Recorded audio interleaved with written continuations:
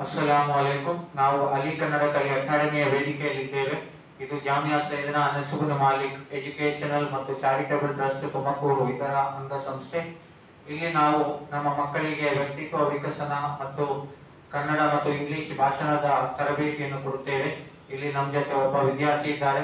ಅವರಿಂದ ಒಂದು ಕನ್ನಡ ಭಾಷಣವನ್ನು ಆಲಿಸೋಣ ಇನ್ಶಾ ಅಲ್ಲಾಹ್. ಅಸ್ಸಲಾಮು ಅಲೈಕುಂ ವರಹಮತುಲ್ಲಾಹಿ ವಬರಕಾತುಹು. ನನ್ನ ಪ್ರೀತಿಯ ಶುಭೋದಯ. ಎಲ್ಲರೂ ಚೆನ್ನಾಗಿದ್ದೀರಾ? ತುಂಬಾ ಸಂತೋಷ. ಇವತ್ತು ನಾನು ಒಂದು ಸುಂದರ ಹದೀಸು ವಿವರಿಸುತ್ತೇನೆ.